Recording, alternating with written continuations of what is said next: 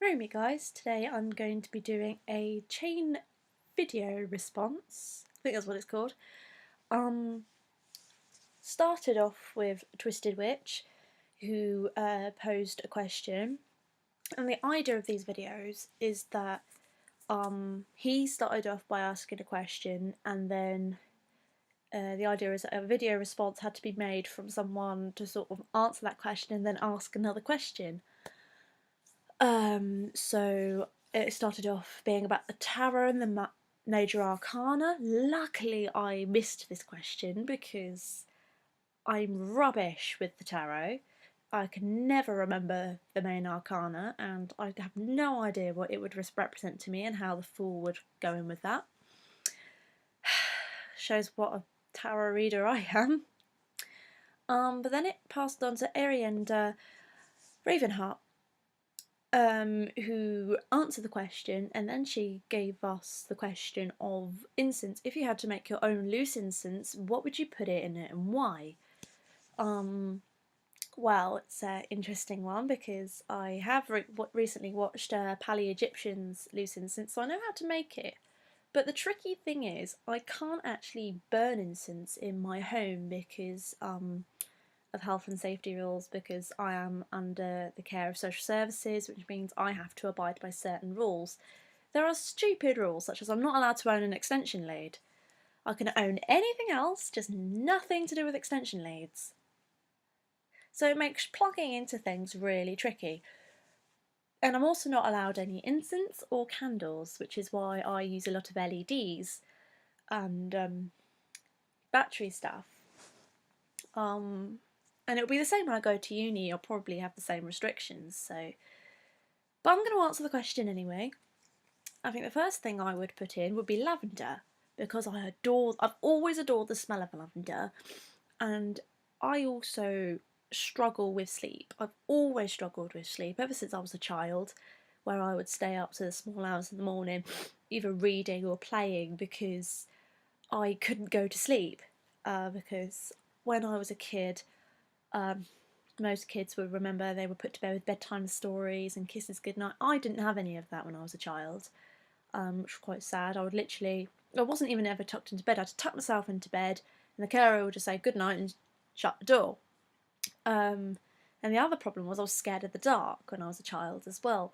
And I had to grow out of the fear by having to just put up with the darkness. I never had a nightlight, even though I was scared of the dark. I wasn't allowed to have the door creak open. If I kicked up a fuss, I would just be forced back into bed and have the door locked. Yeah, I didn't have a very happy childhood. So lavender sort of helps me feel calm. It helps me to feel more sleepy. And it sort of helps, because I can only be asleep under certain conditions now because of my childhood, and one of them is that if I can, I will like to have the smell of lavender, so that's one. I'm trying to think, what else would I put in there? I'd put rose petals in there, again because I love the smell of roses, and also because they're a very sort of a lovey-dovey sort of scent, and I relate that to love, and obviously I'm quite a loving person, so I like to have that smell around, and they just look pretty in the ground incense. It just looks pretty. What else would I put in there? Rosemary would be probably a useful one because it helps with memory. It helps with concentration, and it helps with study, and it helps with memory. Three rather useful things when you're studying to get into university. And the other thing is my short-term memory and long-term memory are awful. I can never remember when an assignment's due. I can never remember what I had to do for an assignment. It was that awkward moment when I was at college on Friday, and one of my lecturers goes, "Oh, can you remember any of your first assignment that you were supposed to give in to me? I don't think I've had any of it from you." And then I just drew a blank, even though it had been the last half term about to go when that assignment was supposed to be handed in. Yikes! So, I have to rely a lot on visual aids to help me remember things. So yeah, rosemary would be quite a useful thing to go in there. My fiance is always going on about rosemary scented shampoo and how it's helped his memory. Oh, I can remember back to when I'm 3 years old. Really? I think that's just being weird, Josh. I say to him. It's just you being weird. So yeah, I think I'd probably have a resin of some sort as a base to help it burn a bit better, and also sort of as a base scent. Like frankincense. I like the idea of frankincense. Obviously, when I was a child, I remember the Christmas Story. We'd play it out every year. I think one year I was Mary in year 3. I was an angel in year 5, and I was a soloist in year 6. Where I did a cute little solo in Winchester Cathedral. It's a massive cathedral in Hampshire, well known for being the burial site of Jane Austen. She's buried actually inside the cathedral under the floor. And it's also remembered because it was apparently made on sleep. But that's another story I can tell if I ever go back to Winchester, because I'm planning on going to Winchester at some point, partly for a Jane Austen pilgrimage, and also because there's a shop that does tea that I really love, so I want to go back there at some point, being a tea affectionate. I don't know, I think that's pretty much everything that I would put into my ground incense if I was going to make it. I'm trying to think, what can I ask as a question? I've got to think of a really awesome question for anyone who wants to do a video response. Beep, beep, beep, beep, beep. I would have to say, I think this is tricky now. I haven't really thought this through. Oh yeah, I've got one. Do you believe in fairies? If you do, why? And has a fairy ever touched your life? I can actually answer that for myself. I was 16. I've actually written on this on my blog when I did the pagan blog project last year.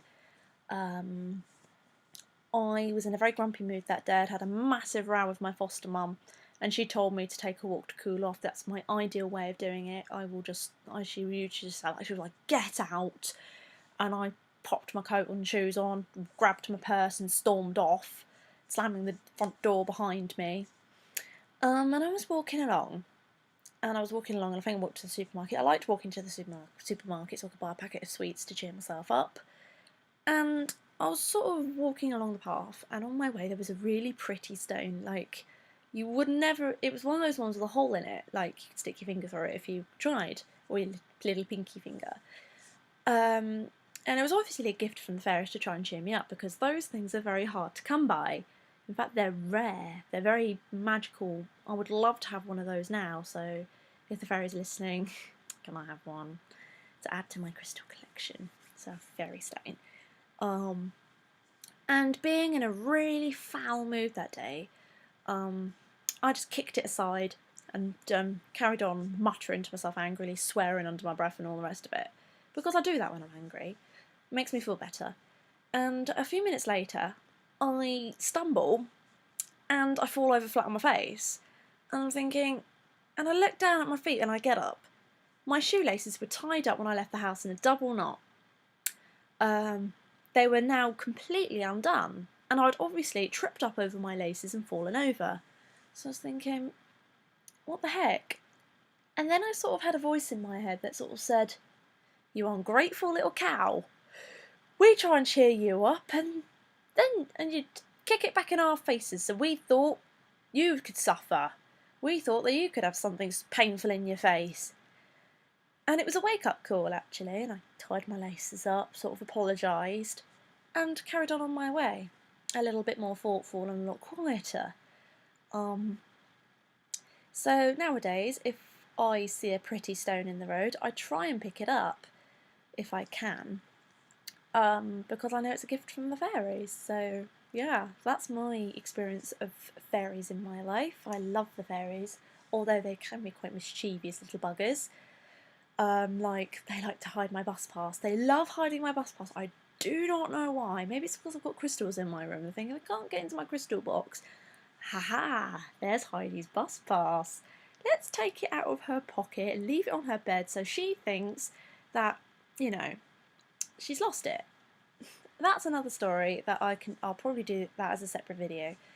Anyway, so blessed be, I hope I get a few video responses, and yeah, enjoy.